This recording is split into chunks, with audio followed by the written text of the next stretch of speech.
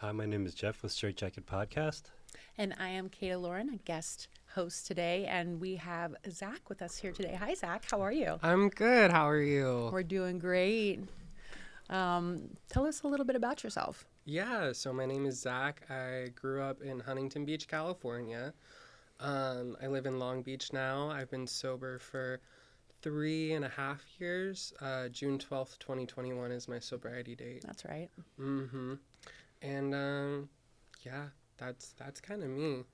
Take us back to the beginning. Tell us about young Zack. Oh, God, the beginning.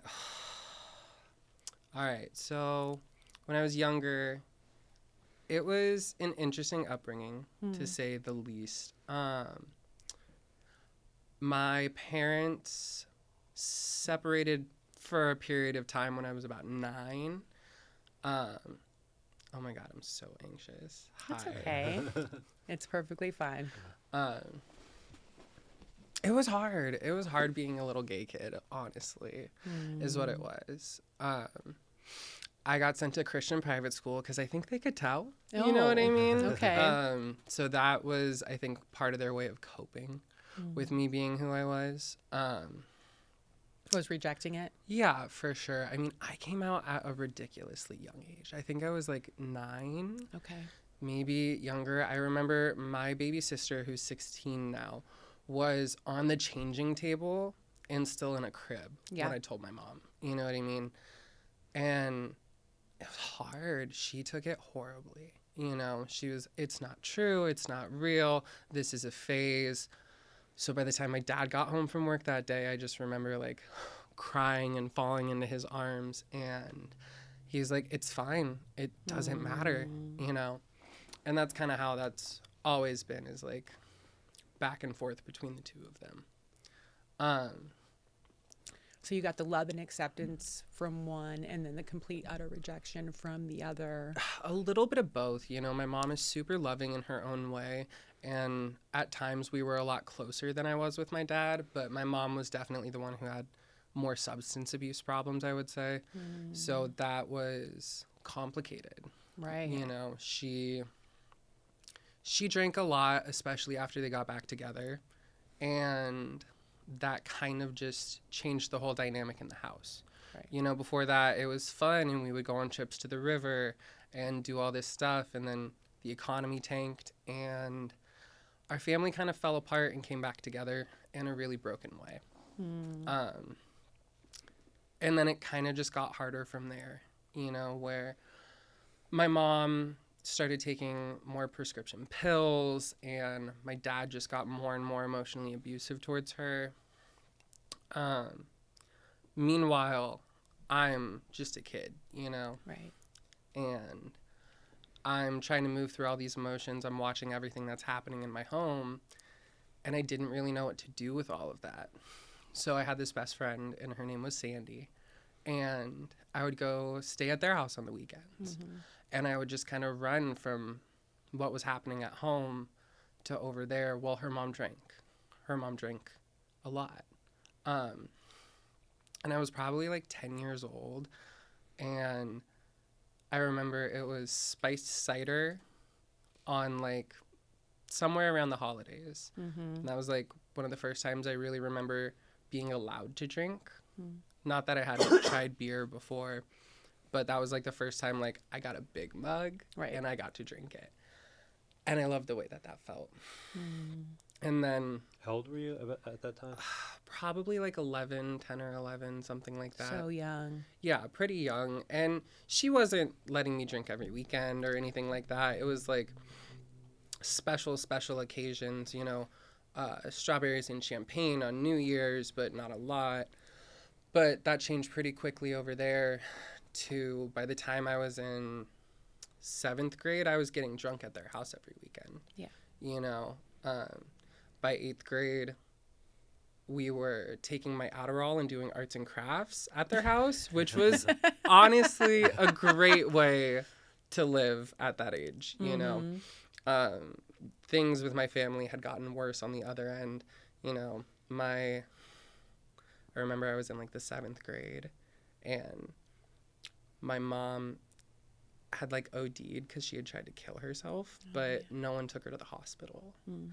And I had to call my best friend's mom, who went to a different school, by the way, and just be like, hey, I need a ride to school in the morning because my mom hasn't gotten out of bed since Saturday morning, you know? And it was like that for like 2 weeks. And I was terrified. Did you find her? No. I just came home and she was still in bed. Okay. And then it was just like that for days. You know, I don't know exactly what happened, how bad it was, because it was kind of a common thing in my house where my mom would swallow a bottle of pills and then whichever kid was around would be like, hey, you should really throw that up. Yeah. You know? Oh my God. Yeah. Yeah, it was hard. And it's funny because my family to this day is in like total denial of any of this happening. Right. So it was like maybe a year ago and I'm talking to my sister about it and I'm like, yo, that shit was so wild. And she's like, that happened maybe once. I'm like, my mom probably tried to kill herself at least once a month. During the off season, maybe a little less. During the on season, probably every 2 weeks, you know? And it was always a bottle of Xanax, you know, down the hatch. And yeah, it was rough. And if it weren't for my best friend, not Sandy, my best friend Sydney, who was also there through all of this for me, telling me like, no, that definitely happened. I was there. Your sister's gaslighting you right now. Yeah. I think I were crazy. Yeah. You know, because it's a lot. And it's like, all right, maybe I did make some of it up. Maybe. How did that affect your mental health as a young kid? Jesus. Yeah. Yeah. I disassociated a lot. Okay. They had me on Adderall in like the first grade. So it kind of started, okay, maybe like the second grade. But it started pretty young. So I was kind of predisposed beyond just being surrounded by it, also to follow that path. And so that was like the 8th grade, and that was pretty rough. I remember just being so inconsolable on the inside, but on the outside trying to smile, making people laugh. I remember I would get picked up to go to my friend Sandy's house on the weekends, and I would always have like a full list of one-liners written out in my head so I could like rattle them off, make everyone laugh. All right, we're happy, we're moving, we're getting a case of beer. It's all happening and I feel alive again. Yeah. You know, and then the stark contrast between that and going home where my dad's calling me stupid. I mean, we got kicked out of parent-teacher night in the 8th grade because he drew a picture on the whiteboard of me and then just wrote that I was stupid. And like yeah. What the hell? Yeah, just narcissistic tendencies, you know. And that's just kind of how it was. Not to say that it wasn't fun and we didn't have a happy family some of the time, because we did. You know, we would go happily on vacations. Happily dysfunctional. You know, it was all great until mom had one too many, and then we're having knife fights in the kitchen. Well, it was mainly wooden spoons. Knives only came out on special occasions. Take me through that. Take me through one of those incidences. Oh my God, I haven't thought about all of that in a little bit. Yeah, it was a bottle of Patron. My mom's doing her thing out on the side yard, you know, smoking cigarettes, having her moment, talking on the phone to whoever's on the phone. Very Diet Coke mom, but with alcohol. Right. And then I would, you know, go out and try and drink some of her tequila in front of her, which 50-50. Sometimes it went over well and sometimes it didn't. And, yeah, it would just escalate quickly, you know. It would go from we're laughing and we're having fun to, you know, she's backhanding me with her wedding ring. Yeah. And what brings me some solace today is that she doesn't really remember doing a lot of that. And sometimes that feels shitty, but a lot of the time it's kind of nice just because she doesn't have to carry that guilt, and she remembers the good things that happened during that time period, because the good things are the only things that happened when she wasn't taking pills. Yeah, it's hard to remember when you're completely zonked out of your gills. I mean, it's the Xanax alcohol combo. It's a great mind eraser. I got there myself at one point, you know, and God did it work. So that's kind of the 8th grade. I'm starting to dabble. I remember that was the year I brought weed to school for the first time because I had a crush on this guy. And It's always a guy. oh my God, it's always a guy. No, it was like around Easter because I took a golden Easter egg and I was like, here, I got you something. And it was weed. It was like a nug. I don't know where the hell I got it from either, but I know that I had it. I was probably like 15. Fast forward to like the end of that school year, I tried ecstasy for the first time. Possibly the last time too. I think that's the only time I did ecstasy. But and then that summer came around, and things at home were the same as they had been, and we went on a camping trip because we would do that periodically, and my mom just did what she does. Yeah. You know, she got drunk, and we were having fun, and then my dad decided he wanted to go to bed early, which he does, and then she swallowed a bottle of pills again, you know? And I helped her throw up and put her in bed, and then I'm just laying there in my tent, and I'm like, I don't know what the fuck I'm supposed to do with my life. Like, so I did what I had done several times in the past. I don't know how long I had been seeking out companionship from older men at that point, but I went on an undisclosed app for gay hookups. Yeah. And I was just trying to get stoned. You know what I mean? Yeah. I ran out. It was a really hard night. I was pretty drunk. And I got raped for the first time. And that's the first time I really, really remember disassociating. Yeah. Because before that, I'm sure it happened, but like in that moment, I just remember looking up at the sky and like making shapes out of the clouds because we're on the beach. And then eventually I know that I got up and I didn't say anything to him and I just walked away. Like before anything was done or anything like that, I just got up and walked away. I think I like ditched a beach blanket or some shit too. And I couldn't. After that, it was, everything kind of got worse. Yeah. You know, and it was a really heavy time period. All of it was. Every time period was kind of heavy for its own reasons. Is that when your addiction kind of took hold? It had already kind of gotten its start before that. You know what I mean? Where it was like, I was drinking every weekend, if not more at that point, but moving forward, it definitely got worse. I wanted to dabble in more things. I wanted to disassociate more. You know, I wanted to isolate with the people I was comfortable with. So freshman year is kind of a blur, but I just remember trying my best to get good grades and stay in class and figure everything out. My parents pushed for me to go into honors classes. Which I did. I had about a B average, and that went down the hole really fast. Was there anybody that you were able to go to, like therapy-wise, or anything like that to deal with, or anybody, I guess, really? Yeah, my best friend Sandy's Aunt Holly. She was like my therapist at the time in a way, where it was like, that's where I would go on the weekends, and she was the person who taught me radical acceptance of myself, which I didn't really figure out at that time, but it is what she was saying. You know, she was always telling me how I couldn't listen to what other people were saying and how I just had to be myself authentically and just do what I needed to do to survive, and that it was going to be okay.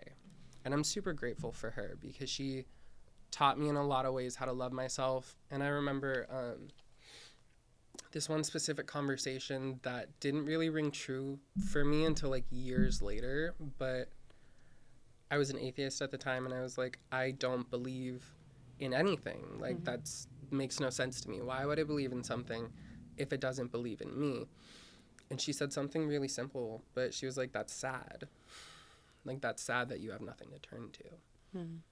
And at the time, I didn't think it was. I was like, no, I am steadfast in this. Like, I am okay without anything. I don't need a higher power or God or any of that bullshit. But looking back, I can, like, really see what she meant. Where it's like, oh, I have something today. I've had a spiritual experience since that time period, and I get it. I get why she wanted me to have something to hold on to. Yeah. Because now I do, and it's not perfect all the time, but I have something I can fall back on thanks to AA and thanks to program, and I didn't have that my whole life. So back to, let's say, like sophomore year, I'm ditching class all day long. I've met a new friend. Her name's Molly. God, should I be saying everyone's names? His first You're name only is using fine. first. Yeah. Yeah. I could use last names. No. Why not? It's not necessary. We don't know all. them anymore. Yeah. No, we do. I'm friends with all these people. Oh, are still. you? Yeah. That is one thing I've been really blessed with, is like the majority of the people in my story I still have in my life. And they know you. Yeah. Not all of them, not my friend Sandy's family, but like Molly, that's my best friend. That's my girl. I was like on the phone with her yesterday. You know, Sydney, that is my girl. Over the weekend, I like hung a lamp in her house that I went and bought from the thrift store. Right. You know, like these are the people. Monuments in your life. Yeah, and they always have been. Yeah. And hopefully they always will be, but who knows. So sophomore year, me and Molly become friends, and she has her own trauma going on in life, which she would be a great guest on your podcast. It's her story to tell, right? Yeah, she'd be a great guest on your podcast. But she needed a lot of support, and a lot of that support for me came from, I don't know how to help you, but I know this bottle that does. You know what I mean? And we would ditch school, and we would go sing songs in like the rain tunnels or under the city streets, because that was the one place we couldn't be found. And we did that for like 2 years probably. By junior year, I was in continuation school. I had tried meth, loved it, didn't keep doing it. But how did you keep from keeping doing it? I tried it once. Loved it So much. It was the best thing I ever tried. And I said, okay, that was fun. We're not going to do that again. You are so very lucky. Yeah. Yeah. I had in done that regard. I had done Adderall before that. So it was similar. And Coke never really did it for me because I had done the Adderall. And at that time period, I was also sneaking out on the weekends and doing Coke with other people. You know, I had a little fix everywhere all the time by then. You know, I seldom had to be alone, but I always felt like I was anyways. Do you feel like you followed in your mom's footsteps with the type of substances that you chose? Not really. There's a lot of things that she won't do. There's a lot of things for her personally where it's like weed makes her paranoid, so she won't smoke weed. I was a huge stoner until weed made me paranoid. Yep. I didn't really like downers until I did. Okay, yeah, maybe I did follow her in her footsteps a little bit. We're just leading you there. Well, all of these things are lining up just a tinge. Yeah, so by junior year, I'm in continuation school. I've had several failed boyfriend relationships, and I'm sleeping with older men. I got raped for the second time, I want to say sophomore year. The first guy, I was like 15. He was like 19. This time I was like 16, and I think he was 21. Okay. And that time was a lot more brutal because I said no the whole time, and I'd never given anyone like back their access. Yeah. And he took that when I was telling him no. The first one was gory in a different way. And at the time I didn't really understand what it meant to be raped. All I knew is that I had found this guy on the internet. I wanted him to smoke me out. I knew that I was taking advantage of my sex appeal, and I thought it was my fault. You thought you deserved it. Yeah, for all of those reasons that I was intentionally leading him on, so wasn't I asking for that? Because I thought I cheated on him. I had a boyfriend at the time, and I thought I cheated on him. And, yeah, that guilt of that happening, I couldn't tell him about it. Mm-hmm. But then I started cheating on him with other guys, which I hadn't, in my mind, been doing at that time because I wasn't sleeping with anyone. I was using older men for drugs, you know. You know, I always say I was the cheapest hooker I ever knew because I never did it for money. Just a little weed. Right? Just a little bit of weed. Oh, no. The real kicker was the 2 for $7 bottles of white wine at 7-Eleven. There was an exchange. Sucked a lot of dick for that. Okay. We listen and we don't judge. Thank you. Yes. Exactly. Yeah, so that's it. All kind of just spiraled from there. Like, that was the real breaking point where I had all of that build up where I was dabbling everywhere. But from like that point forward, it was me and that guy broke up, and I would get a bottle, ride my skateboard 4 miles to the wetlands, get as drunk as I could with whatever means possible. And then I did this really stupid, cute thing where I wouldn't leave the bottle on his front lawn, but I would leave it somewhere in his neighborhood, just hoping he would kind of understand, you know, which is so delusional, but kind of cute. It's like, maybe he'll think I'm the alcoholic on the street. I don't know. Sex and love addiction, right? Fast forward, it's junior year, and I'd been doing acid since like the 8th grade, but I had a really gnarly acid trip with some people that were pretty unsafe, and essentially they were just fucking with my head the whole time. And that sounds horrible. Yeah, it was not a safe space. I remember having to call my sister to get picked up, but like I went into psychosis, like hardcore. Tell me about that.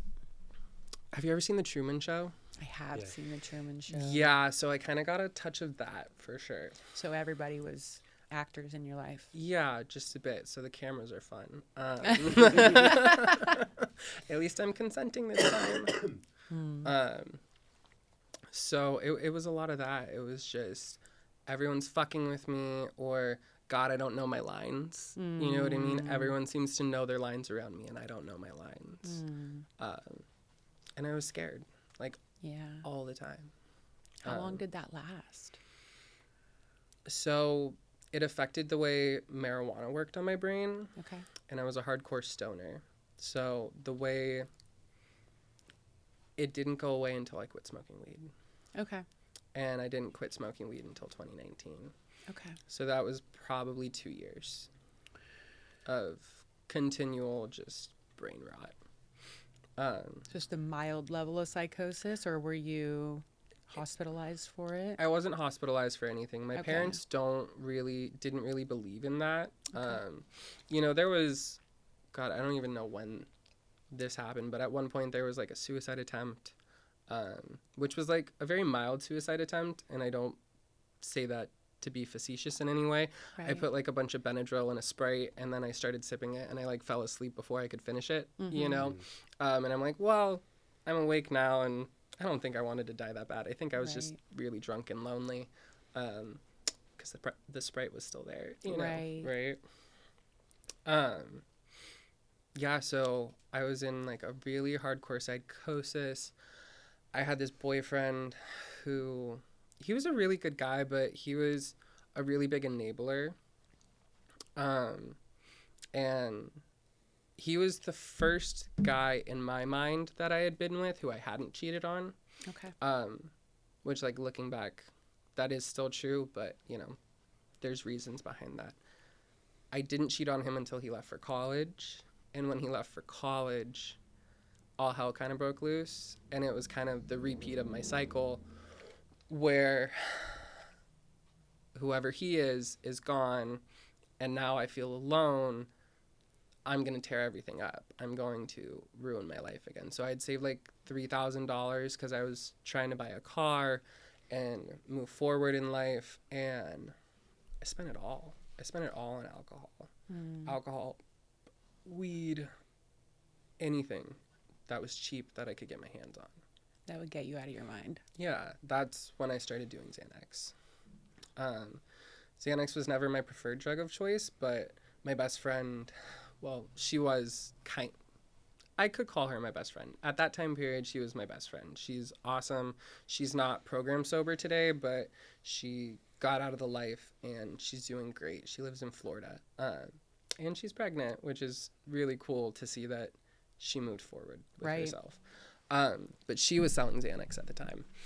And she would just have mason jars full of like pressed pills. I had no clue where they were coming from, but I would take Mexico. No. Probably. Yeah. I know. No. We know that you know. I've dabbled. No. Yeah, I mean, who hasn't? However it goes down, right? Right.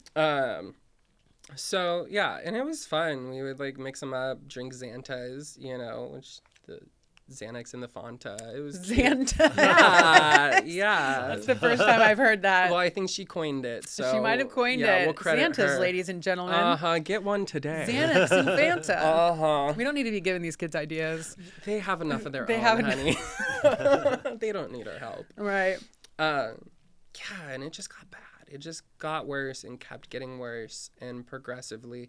I remember I was in such a deep psychosis that there was a day I didn't drink, I didn't smoke, I didn't do anything that day, and somehow it was still a good idea to ride the stolen bike that I had from someone else who was, well, he was more of a tweaker than I was. Okay. But all the way, I was trying to get to Cal State Channel Islands from Huntington Beach. You're trying to get to an island on Well, a bike. it's not an island. Okay. but it is north of Malibu. Okay. And I rode my bike like 50 miles. That's crazy. Because I'm fucking crazy. Yeah. I was on drugs, but in that moment, I wasn't on any drugs. I was just cooked. Yeah. Thoroughly. I didn't make it all the way, by the way. Oh, yeah. I made it like halfway. I got like past Redondo. And then I was like, okay. Tired? I'm kind of tired. Right. This is starting to feel like a bad idea. Was there a reason you were going to Channel Islands? Yeah, my ex-boyfriend was going to school up there. Oh, and okay. I'm crazy. Okay. Yeah. Checks out. And I'm like, well, this is such an act of love. If I can just get from here to there, he'll know I love him and I didn't mean it and nothing else matters. Right. But I didn't make it, so we'll never know. We'll never know. No boombox in the rain. I mean, we kind of know. I know that he went to rehab at some point, and after we broke up, he got like a hardcore meth addiction from whispers on the street. So, Okay. The birdies. Yeah, right? The birdies are my phone, but... Yeah. Tweet. Right? Literally.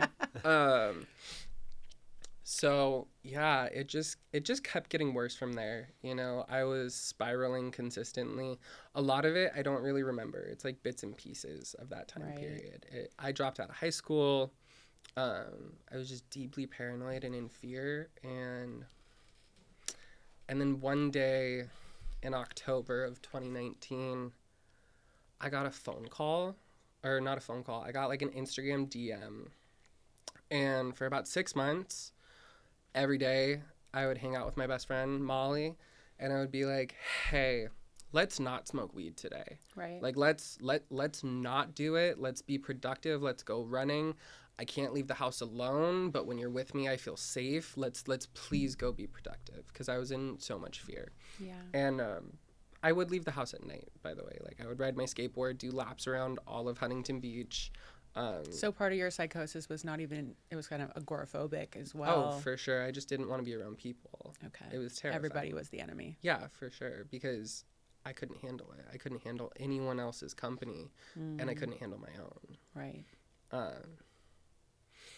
So it was like 6 months before I actually was able to get sober, of just calling my best friend and being like, I don't want to do anything. I just want to go hang out and be normal. Yeah. Like, I want to feel normal. Meanwhile, she's like, yeah, we don't have to do that. And then something would happen at her house, and she's like, yo, we gotta pick up. And I'm like, well, you're not okay. I'm an enabler. I'm a classic Al-Anon. Let's get you what you need. Right. Well, I can't let you do it alone. I'm your best friend. Yeah. And then I'd smoke a little bit and be like, why are you fucking with me? Right. You're such a bitch. And that relationship escalated to such a point that, like, I thought she was playing mind games with me, So I would try and fuck with her head. And we just got into a screaming match where we both ended up crying one day. And she's like, why are you acting like this? And I'm like, I'm so scared. Yeah. All the time. All the time. I am terrified of the world. And I think that's the first time she really knew that I had a problem. Yeah. You know, through everything, she kind of looked at me differently after that, in a loving way, but in a like, yeah. So my mom, right around that same time period, her best friend has cancer, and this has been her best friend since high school. And my mom gets really drunk at a cancer benefit show for her best friend, gets in a fist fight with her best friend's daughter. Cops get called. It's a whole big ordeal. My sister has to drive out there to get the car. When my sister pulls back into our neighborhood, she almost gets arrested because they think she's my mom. And my mom has to go hide out for 2 weeks at my grandma's house until the police can get the footage from that night and say that, no, it didn't happen the way they say it happened. None of that went down. They were trying to say that my mom dragged this girl by her hair and put her under the tire of a car while my dad was trying to run her over. Didn't happen. Okay. Great story, though. Great farce. Right? Literally. Yeah. And my mom quit drinking. Just like that. Just like that. And it had been years since I saw my mom without alcohol.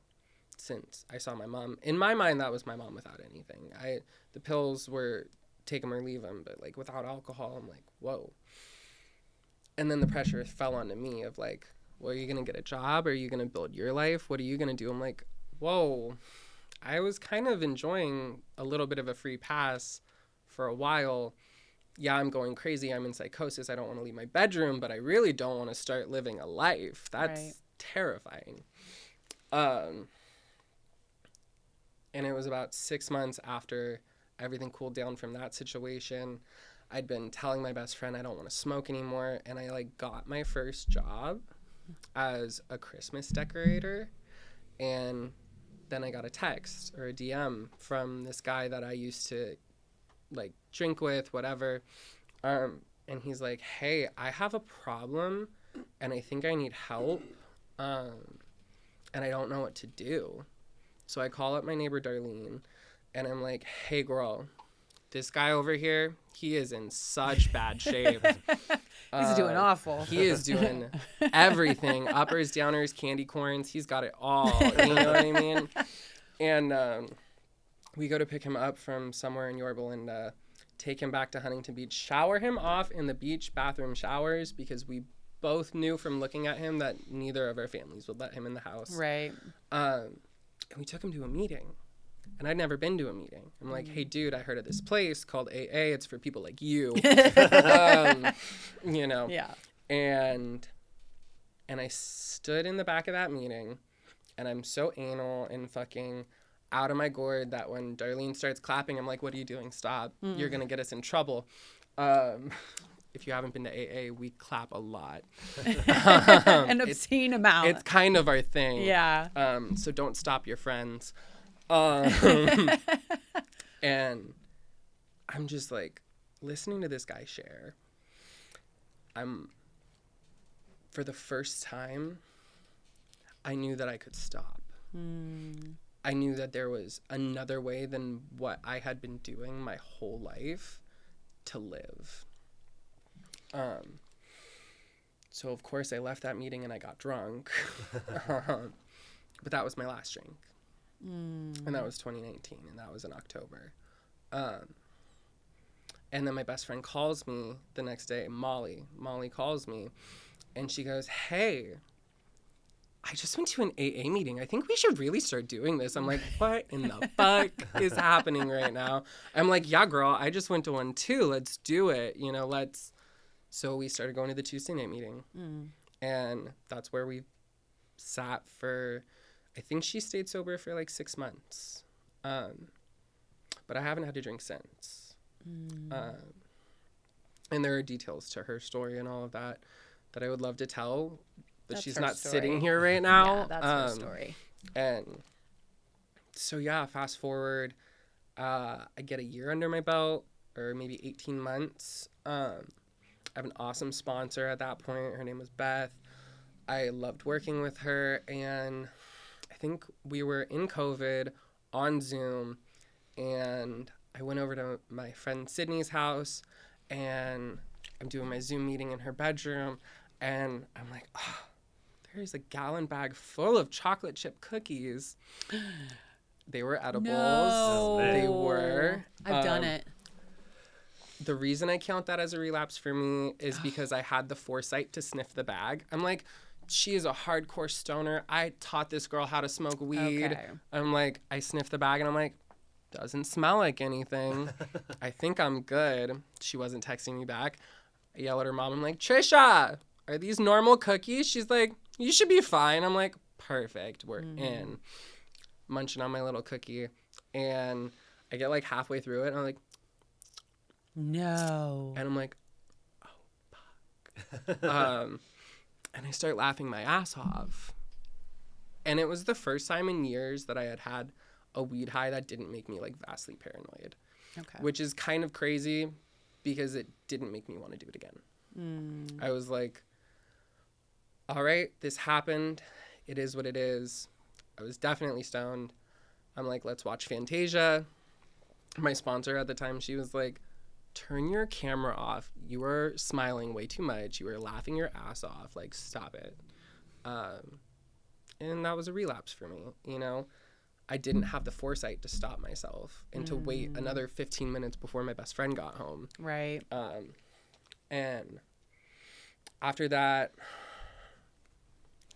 I don't know if that's when I stopped working with Beth or if it was the last one, but in 2021, I had probably sponsor shopped for a while, never really found anyone that stuck like my first sponsor because I don't know if you ever do.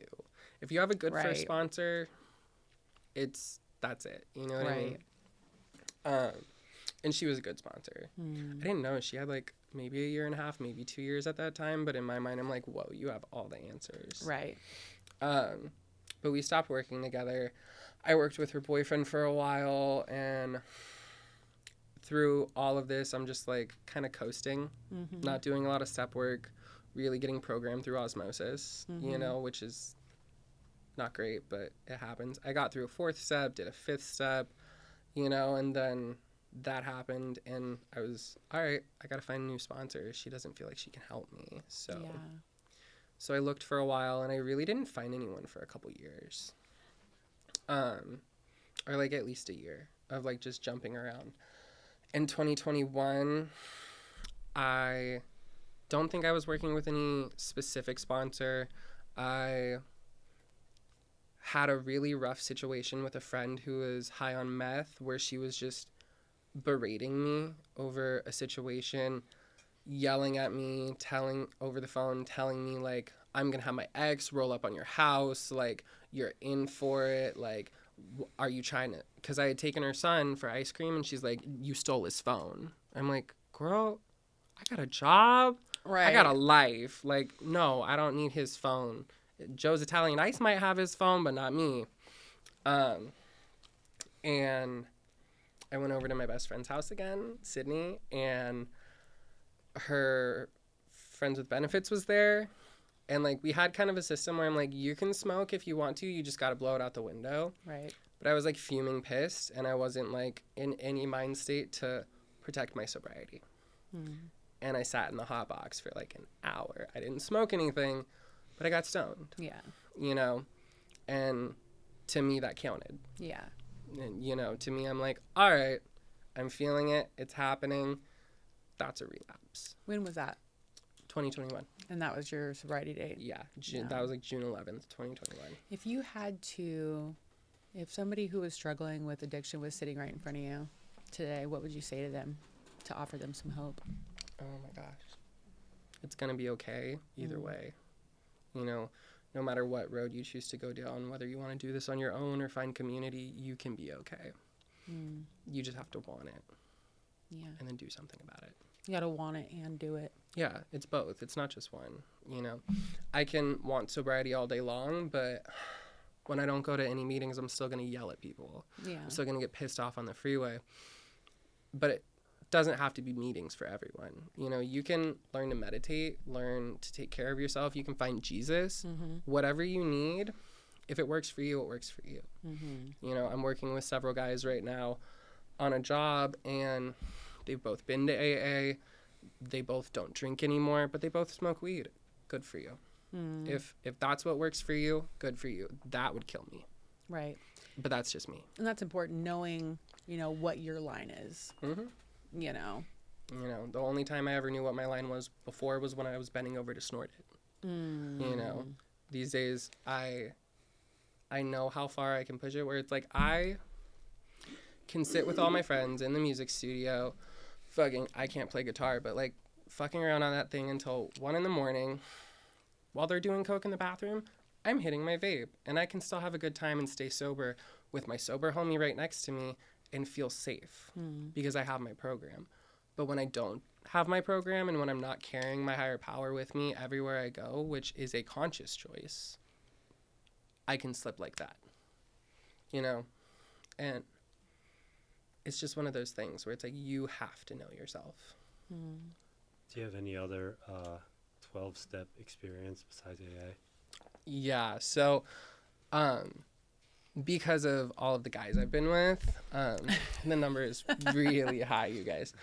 I found myself needing SLAA, which is Sex and Love Addicts Anonymous. So, oh God, I don't go anymore, but I can give kind of the lowdown of what that looks like. Why'd you stop going? I wanted to be a slut again. Oh. Yeah. Okay. I did. I got bored. What initially brought you there? I was miserable again. I was miserable in sobriety. I kept chasing after these random fucking guys who didn't really want much to do with me. Any guys who did want something to do with me suddenly weren't good enough. Because I have this magic magnifying mind where if you want me, there's probably something wrong with you. But if you don't want me, you probably have a good head on your shoulders. You know what I mean? It's a good prognosis. Yeah. Right? Good assessment. Well, see it for what it is. And it got really hard dealing with that, with all the insecurities that I'd always felt. So in SLAA, it kind of breaks down pretty simply where you have one parent who might smother you and another one who might be really withdrawn. And your parents can alternate between doing that. But when that happens to you as a child, which is much more prone to happen when you grow up in an addiction-based household, that becomes ingrained into you in your romantic relationship. So you the push-pull. So you always seek out either someone who will neglect you or someone who will run from you. And if you're not seeking that out and someone's chasing you, you're going to run from them because that's all you've ever seen. It's all you understand because that's all you felt as a child. And that's what I was acting out in my personal life, you know? So it kind of just got to a point where I was sick and tired of pining after someone who didn't want me. And that someone could be anyone. You know, it's not a specific person. That person changes all the time. But it's what I'd done my whole life. This last time when I left SLAA, I don't know if I'm really proud of this, but it is what happened. The guy that I had stopped talking to wanted to be friends again, and I was like, all right, well, I'm either gonna give up my program or you can't be in my life. And he wanted to be in my life, and you know what? I wanted him there too. Yeah. And I was like, well, that's that. We make our choices. We do. And then like a month into that decision, he cut me off for the first time, which had never happened. And I just kind of didn't go back. I was like, okay, I think I'm okay. And I have been relatively okay. I don't have a current qualifier. I'm not really pining after anyone specific. I mean, there's 3 guys in this room, but give me time. I haven't really looked that hard. What, that one? No. Brandon's over there. We're all friends here. For now, honey. Oh, my goodness. Yeah, so it was a conscious choice for sure, though, where it was like I wanted him in my life. And then when he left my life, I'm like, ooh, I want me in my life. And I've kind of just been focusing on that, where I'm like, when I want to go out. I want me in my life. Right? When I want to go out and have scandalous behavior, I'm going to do it. And when I don't want that and I want to be at home taking care of myself, I want to do that too. I'm not really focused too much on dating, except for every time I open those apps on my phone. Right, except when you are. Yeah, except when I am. Hasn't really gone anywhere, though. Still waiting. Well, any closing words for the person who's on the other side of the screen? God, I hope you're okay. Oh, same. I hope you are too. Good luck, and I'm okay. You'll probably be okay too. That's the bar, right? That's the gauging. Just that's the okay. gauge. Like, we're okay. Yeah. We're okay. We're all right. It's not up here. It's not down here. We're riding the baseline, though. You know what? Okay is okay. Yeah. It's okay to be okay. It is. Yeah. Well, thank you so very much. Thank you so much for having me. Of course. Thank you. Yeah. Thank you so much for being here. And thanks to everybody for listening, watching. Have a good night.